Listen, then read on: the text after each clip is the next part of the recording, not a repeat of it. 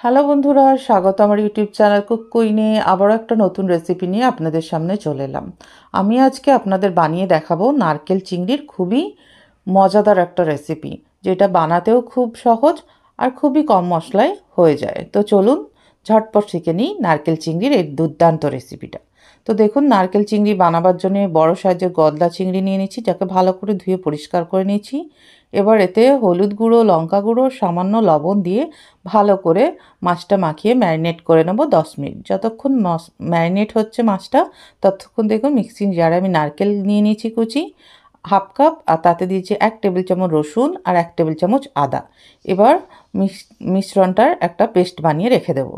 এবার গ্যাসে কড়াই বসিয়ে 4 টেবিল চামচ সর্ষের তেল আমরা খুব ভালোভাবে গরম করে নেব। তেলটা ভালো করে গরম হলে এর মধ্যে ম্যারিনেট করা মাছটা দিয়ে হাই ফ্লেমে 2 থেকে 3 মিনিট আমরা নাড়াচাড়া করে ভেজে নেব। মাছটা ভাজা হয়ে গেলে এবার মাছটা তুলে নিয়ে ওই তেলেই আমরা দিয়ে দেব একটা ছোট দারুচিনি স্টিক, 2টো লবঙ্গ আর 2টো তেজপাতা।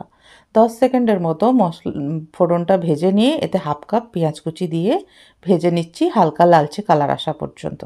পেঁয়াজটা যখন হালকা লালচে কালার চলে আসবে, তখন এর মধ্যে নারকেল বাটাটা দিয়ে দিতে হবে।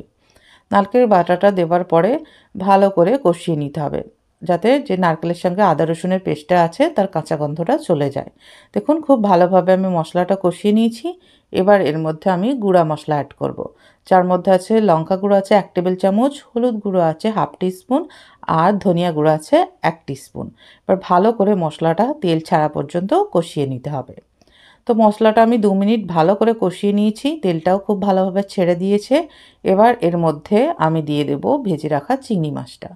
চিংড়ি মাছটা মশলার সঙ্গে 1-2 মিনিট মিডিয়াম হাই ফ্লেমে ভালো করে নাড়াচাড়া করে নেব।